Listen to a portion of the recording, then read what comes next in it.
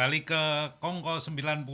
Nah, istilah Kongko itu sebenarnya istilah lama kali ya. Sekarang saya nggak tahu ini istilah Kongko itu masih ada nggak. Kalau istilah di Jawa Timuran kan cangkruk gitu ya. Jadi kita ngobrol santai aja. Kali ini kita bersama dengan Agus, Siap. teman kita yang paling bongsor di angkatan gitu. Gimana Gus kabarnya? Alhamdulillah ini sehat walafiat. Nah, sekarang apa kegiatannya? Ya sekarang kegiatannya masih seperti biasa menghidupi keluarga di area sekitar. Alhamdulillah tapi sekarang area sekitar Jabodetabek. Nah kalau dulu kan luar kota terus, sekarang alhamdulillah sudah bisa Kalau ke area Jabodetabek. Kalau dari awal memang kontraktor ya dari Awal masuk habis lulus kuliah memang bidangnya pernah di konsultan tapi sebentar, tapi kebanyakan di kontraktor. Nah, jadi memang 90% di kontraktor. Kayaknya kamu itu banyak di luar Jawa ya? Ya itu karena tuntutan pekerjaan. Sebetulnya kalau bicara apa nurani ya agak berat tuh, meninggalkan. Di awal kamu kerja di mana? Di awal masih lulus itu sekitar tahun 96. 96. Karena kan kita termasuk yang agak sedikit rasa ngomong ngono aku 97. Sanjane angkatan piro kan. Kita masuk tahun 90 tapi lulusnya tahun 96. Ya, saya aja 97. Berarti kan ada. Pertama kerja di mana? Pertama tuh dikerja di manajemen konstruksi di PT Atelier Namakar Bangun. Oh, itu di daerah Parung, Bogor. Itu bikin sekolah SMU Dwi Warna namanya itu. Itu di daerah Parung, Bogor itu pertama kali. Saya pernah kerja sama itu. Itu di apa? Kantor pusatnya kan dulu di Pasar Minggu, terus dia proyeknya di situ. Itu masih Yayasan Pendidikan Islam Dwi Warna. Punya Pak siapa waktu itu Pak Menteri Ginanjar dan anak buahnya waktu itu banyak dari mulai Fadel Muhammad dan seterusnya itu banyak. Nah, itu membuat ya pertama kali belajar dari lulus kuliah baca gambar juga masih tunak-tunuk gitu. masih serba sambil belajar lah, itu dikerjain sama pelaksana yang udah lama itu kan. Ditanya kalau pertama kali itu kalau mau bangun itu apa yang harus diperhatikan Pak Agus? Nah, saya ini baru lulus kuliah. Harus gimana ini saya menjawabnya nih mau? Waduh ini ngetes apa ini. Dia ya maaf bukan sarjana, dia kan entah lulusan SMA apa SD apa SMP kita nggak tahu. Teman kan wah ini kayaknya ngetes ini. Ya saya jawab sebisa saya biasanya kalau orang gambar kan tampak dulu ya. Oh ya salah, kalau yang dipelajari pertama konsep itu ya dinah dulu, master plan-nya, set plan-nya. Waduh lah aku wis sinau wis 6 tahun sih salah ternyata. Itu pengalaman pertama yang agak ternyata aku belajar di kuliah nggak semudah setelah kita praktekkan. Nah itu dari situ kan kita bisa bilang bahwa sebenarnya ketika kita ini buat pelajaran juga buat teman-teman kita yang baru lulus ya. Artinya ketika kita lulus itu banyak hal yang berbeda, kemudian kita seperti nggak tahu apa-apa, itu wajar ya wajar, sebenarnya. Karena memang ilmu yang dipelajari di teori dengan waktu kita praktek kan bukannya nggak nyambung, tapi kan harus benar-benar meronci satu persatu gitu loh. Jadi yang namanya misalkan kita bicara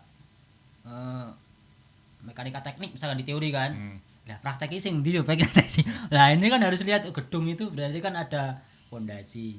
Kan kita kan struktur ya, jadi kan hubungannya sama gedung waktu itu kan. Fondasi dulu. Berarti fondasi itu nek nggon MT itu perletakan sendi sing ngendi itu kan teorinya. Lah bareng praktek lagi sing ngendi ya maksudnya kan itu. Seperti itu, ternyata sulit itu. Jadi memang sebaiknya kalau lulus itu ya memang ada waktu untuk langsung terjun ke lapangan gitu, belajar dari real, karena kalau hanya di meja pelajari buku itu akan lebih susah ya. Ya itu kan waktu kuliah kita dulu itu kan mestinya kan waktu kerja praktek itu harapannya. Waktu dikasih kesempatan kerja praktek sama berapa? 3 bulan atau 6 bulan waktu itu. Mestinya kan ternyata tujuannya kan supaya mahasiswa itu bisa orientasi ke Ya, lapangan. Ternyata kan kebanyakan ya kerja praktik ada yang benar ada yang enggak kan gitu. Ya. Nah, macam-macam lah itu. Nah, itulah yang ternyata ketika dipraktekkan kita benar-benar megang sendiri di pekerjaan kita lah itu baru terasa. Ternyata memang berat ya. Mengeterapkan antara yang kita pelajari selama 6 tahun sampai 7 tahun itu yang molor, yang rajin ya 5 tahun. Ya. Nah, itu kita keterapkan kita megang sendiri kerjaan baru terasa banget gitu. Berarti prinsip-prinsip itu benar-benar harus dipahami betul. Jangan sampai salah kan itu kan berhubungan dengan profesionalisme kita kan gitu. Nah, itu. Tapi kemarin sempat kita ngobrol juga sama teman-teman yang lain. Artinya bahwa apa yang kita dapatkan di bangku kuliah itu kan enggak 100% sama gitu ya. Yeah. Tidak 100% sama dengan apa yang di lapangan, tapi itu sangat berguna ya. Menurutmu Pi? Apakah itu cuma kepake 10%, 20% atau memang ya gede banget itu? Gede banget kalau menurut saya, Pak. Jadi menurut saya Pindoko. Jadi konsep waktu kita berteori ria itu, biasanya berteori ria kali ya. Gitu kan. Sopo lah. Oh, dipelajari lah ya. Ya. Kita dari MT1 sampai MT7 gitu. Berarti gitu kan. Yang nyantol yang mana ya nggak ngerti. Ya. Antara 1 sampai 7 itu. Ya. Terus belum lagi Konsbang 1 sampai Konsbang 3. Belum lagi pondasi 1, pondasi 2 dan seterusnya dan segala bidang. Kalau dulu kan masih TSU ya, teknik sipil umum berarti gitu ya. Walaupun belum ada pembagian tapi kan kayaknya itu waktu kuliah itu semua kita pelajari ya seingat saya itu. Waktu zaman kita ya. Nah, kalau sekarang kan udah mengarah ke spesialisasi. Itu kan secara otak gitu ya. Daya tampung itu kan lebih gampang ya. Berarti gitu kalau semacam botol itu kalau waktu kita kan disok semua, diisi semua. Yang penting masuk, mbuh kebak mbuh ora, yang penting masuk ya. Nah, kalau sekarang kan proporsional gitu ya. Botolnya sakmene ya berarti ya isi sakmono. Kan itu kan spesialisasi udah semakin menyederhanakan dan mengkonsentrasikan ilmu yang kita dapatkan kan gitu. Dan kita dapatnya kan berulang-ulang ya. Artinya ketika berulang-ulang itu kan makin ketanam di otak daripada cuma baca tapi wujudnya apa orang ngerti ya, gitu ngerti, kan. karena banyak sekali yang harus kita pelajari dan harus kita uji kan gitu, harus diuji kan itu kan. Mau belajar apa aja waktu itu kita kan diuji, mau nggak mau diuji. Bahkan dari mulai surat puas segala macam yang setengah mati angeli itu, asistensi angeli golek asisten dosen sampai nangis-nangis golek sampai Solo, sampai Jogja, sampai orang gendah, pelantarang-pelantarang itu kan. Tapi kan pada akhirnya kan endingnya kan ya kuwi. Nah, gitu. Gitu. Ya sama, berarti ketika masuk di dunia kerja yang baru itu ya pasti kita terbata-bata gitulah, nunak-nunuk kayak tadi, tapi di akhirnya itu kan membuka jalan kita untuk itu ya menentukan hasil akhir kita di nantinya itu jadi memang apa. Itu memang sangat bermanfaat. Jadi teori itu nggak bohong. Artinya memang harus dikuasai, dimengerti lah. Menguasai nggak mungkin lah, kita otaknya terbatas ya. Paling tidak dimengerti. Tapi ngerti ini sayang terlambat. Barang wis lulus agak ngerti. Lah kenapa ben aku rak sinau sing sregep lah, itu salahnya di situ. Ya, tapi umumnya orang kan juga kayak gitu. Tapi kan ketika kita kuliah kita dikasih untuk dasar yang bagus sehingga ketika menghadapi masalah seperti itu kan. Iya. Jadi saranmu buat adik-adik ini kalau ada yang ngikuti gimana gitu? Saran buat yang adik-adik yang kebetulan saat ini ada waktu untuk melihat ini. Ya pertama itu kalau emang niatnya kuliah ya atau belajar. Kalau kuliah itu kan sarana untuk belajar lewat kuliah ya. Bisa belajar itu bisa lewat apa aja, bisa lewat formal, bisa non formal. Kalau formal kan salah lewat kuliah. Kalau non formal kan bisa lewat lapangan segala macam bisa. Tapi kalau emang masih berprinsip lewat formal, salah satunya lewat kuliah, bangku kuliah, ya usahakan ya ini harus lebih serius, lebih mendetail, dan lebih dimengerti. Jangan hanya mengejar nilai kan gitu. Benar-benar mengerti, nilai memang bisa dibuat lah atau dibikin atau bisa diusahakan, tapi ketika udah dapat nilai A misalkan, jangan berhenti sampai situ. Memang A itu harus hasil dari pengertiannya kita gitu. Jadi benar-benar mengerti lah yang dimaksud dengan misalkan mekanika itu ya seperti itu gitu loh. Jadi jangan hanya ngomong tok lho, mekanika ini kayak ini ya, sebetulnya mekanika apa tuh? Kayak gitu. Caranya seperti itu. Jadi mengerti dan memahami apa yang dipelajari. Nah, itu benar-benar tidak boleh diajak buat main-main, itu harus benar-benar dipahami. Karena itu benar-benar nanti kalau kita memegang di sebuah pekerjaan apapun itu sangat berkaitan. Kalau bidangnya masih sama atau tidak sama pun berkaitan. Misalkan manajemen konstruksi, ya waktu kuliah pasti ada pelajaran manajemen konstruksi. Memang misalkan kita bidangnya masih di bidang konstruksi seperti kontraktor atau konsultan, itu sangat berkaitan. Tapi kalau ketika misalkan bidangnya lain, nyebrang, misalkan jadi manajer bank atau manajer cabang atau manajer, tetap aja ada kaitannya. Itu ilmu manajemennya jangan sampai nggak dipahami. Manajemen itu ngatur apa tau, sing diatur ki apa lah, dan seterusnya itu harus benar-benar mengerti. Nah itu, jadi jangan sampai sing penting kuliah ora. Zaman kita dulu kuliah melaku senang rampung lulus. Gitu. Mudah-mudahan jangan terulang di saya dulu, jangan terulang. Nah, itu pesannya. Kamu sendiri kan ini pengalaman banyak yang tadi saya singgung di awal, menurutmu sampai sejauh ini di mana pekerjaan yang menurutmu itu paling menantang, itu paling berat menantang, itu di pekerjaan apa atau daerah mana? Kalau spesifikasi tantangan pekerjaan ya, yang menantang itu tadi pertama dari diri kita sendiri, Pindoko. Jadi ilmu yang kita pelajari itu harus benar-benar kita pahami dan nggak boleh salah, karena kita kan ilmu teknis ya. Tidak boleh mereka-reka, tidak boleh menduga-duga. Itu mendekati 99% mendekati pasti kan gitu. Nggak boleh ada faktor variabelnya terlalu kebanyakan, nggak boleh kalau ilmu pasti kan gitu. Ada tapi kan nggak banyak, prosentasenya kan nggak banyak apa. Kemudian kedua, itu tantangan pertama itu ya dari kita sendiri. Kedua, tantangan keduanya itu lokasi itu kalau memang tempatnya masih baru, nah itu rata-rata itu memang, dan orang sipil itu kebanyakan pasti tempatnya baru, selalu menghadapi tempat, waktu, dan situasi yang baru terus, karena memang pembuka lahan tidak pernah, jarang ada sih beberapa yang di bidang itu, tapi rata-rata yang saya hadapi itu tuh selalu ketika diserahi tugas, bagus coba ke sana bikin rumah susun atau rumah dinas atau apapun atau gedung A misalkan, itu selalu titik lahannya masih benar-benar asli, existing ya gitu. Jadi daerah mana sing paling berat menurutmu? Kalau daerah-daerah yang berat ya pasti daerah Indonesia Timur kayak gitu kan, Indonesia Tengah itu kan berat. Karena kan dari Nusa mulai Tenggara ya. Nah, kayak gitu kan dari mulai Papua kayak gitu, Maluku. Kan karena fasilitas pendukung dan seterusnya kan tidak ada. Minim bukan tidak ada, minim. Jadi kita harus berpikir ekstra daripada lokasi di Jawa. Kalau Jawa kan kita mau bikin misalkan apa? kontur gitu ya. Cari aja orang yang bisa bikin kontur. Bisa ini. Ya kalau di Jawa kan istilahnya yang penting kalau duitnya apa aja bisa. Kalau di sana ada duit pun belum tentu bisa. Belum tentu. Gitu. Ini lokasi udah terpencil. Nggak ada apa-apa. Harus berpikir sendiri semua gimana caranya. Nah, gitu. Paling jauh di itu? Ya dulu yang kalau saya Papua, pernah alami sih mana ya? Papua sama Aceh dekat mana? Saya dulu pernah Aceh, pernah Papua, pernah Maluku. Pernah semuanya. Tapi ya memang, dan itu kita harus kayak MacGyver istilahnya, tapi MacGyver yang intelek. Memang MacGyver nggak intelek.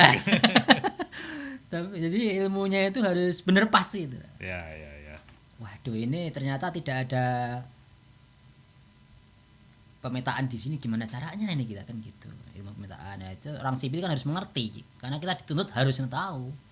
Berarti harus bikin master plan-nya dulu supaya membangunnya mudah kan gitu. Itu kan otaknya di orang-orang seperti kita ini, yang saya ini harus bisa.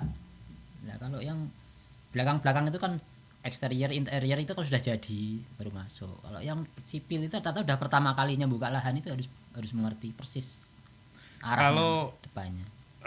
Pernah punya pengalaman nggak ini yang berat sing waktu ngalaminya itu ngerasa ke wah kok abot men gitu, urip kok koyo kok gini banget, terus rasanya pengen ini nggak ada manfaatnya, tapi di kemudian ini bahwa pengalaman yang berat tadi itu benar-benar membuat pengalaman yang sangat berharga banget gitu ya.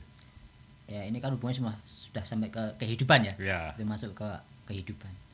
Ya kalau bicara berat ya hidup itu memang udah berat. Kalau hidup secara tergantung kita, tapi dari cara pandangnya bagaimana sebetulnya. Kalau kita dilahirkan oleh ibu ayah kita, dilahirkan oleh ibu kita, kemudian hidup di dunia, itu kan kita sudah menyandang predikat umat manusia kan berarti. Yeah. Umat manusia itu kan pertama berbakti sama Allah, kemudian pada orang tua, kemudian kepada keluarga, tetangga, dan melebar kemana-mana. Artinya itu prinsip utama yang harus kita pegang dulu. Nah, kedua, kalau emang dari situ kita menganggap bahwa itu berat, itu ya kedepannya akan berat terus.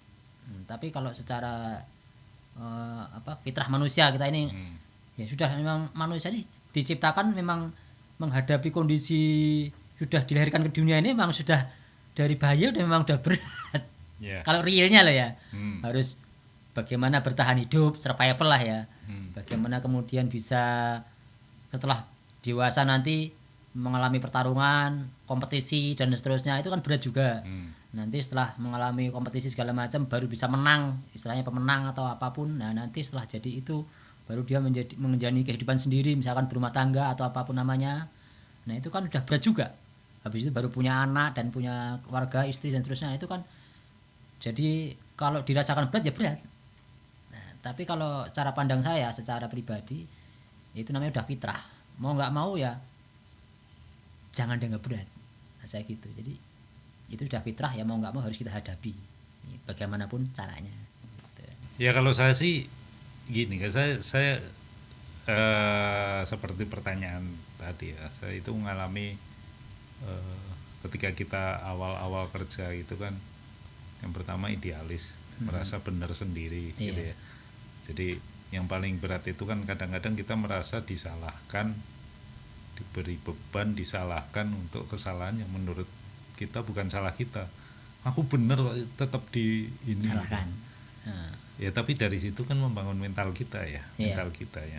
Jadi istilahnya kalau itu tidak membunuhmu, itu akan membuat kamu lebih kuat gitu kan. Jadi dari situ ya belajar. Jadi yang penting kan jangan menyerah. Karena kita kalau menyerah ya habis. Tapi kalau berat kemudian kita bisa melawan itu akan jadi membuat kita semakin kuat gitu ya. Semakin kita mengerti gitu, bahwa ada banyak yang ya kalau dulu mentor saya bilang yang paling susah itu kan how to manage your boss gitu ya. Kita itu nggak ada pelajarannya di sekolah. Ketika kita berpindah dari satu tempat, satu proyek lain, bosnya ganti gitu kan treatmentnya akan beda. Yang susah kan itu, dan itu hanya bisa kita dapatkan karena waktu gitu ya. Waktu yang track recordnya ya, yang membuat kita belajar itu nggak bisa hanya dipelajari dari buku. Bisa. Itu orientasi. Jadi dalam suatu lingkungan kerja atau lingkungan hidup lah katakanlah, apapun namanya, harus kita berorientasi. Jadi kita masuk dalam suatu lingkungan itu penyesuaian lah bahasa gampangnya gitu lah. Terlalu canggih ya. Harus penyesuaian, memahami, berempati, sifat-sifat karakter kita, berhubungan dengan siapa, kita harus bagaimana, itu harus bisa mampu menyesuaikan dan menempatkan diri. Nah, itu juga bagian dari pelajaran kuliah juga, pelajaran dari hidup juga. Nah, itu benar-benar harus bisa harus kita pahami. Nah, kalau nggak bisa menyelesaikan diri ya tetap akan susah. Kan gitu prinsipnya sih itu. Oke. Terakhir mungkin apa punya rencana jangka pendek atau jangka panjang sampai nunggu kita pensiun gitu? Jangka pendek ini ya bagaimana caranya sudah umur sampai, kalau kita ini sekarang berarti generasi 90 udah 50-an ya. 50-an itu bisa menikmati hidup ini dengan enjoy, berarti bisa pensiun dari kerjaan yang sibuk sekali ini. Mempersiapkan anak-anak. Mempersiapkan diri, mempersiapkan anak-anak.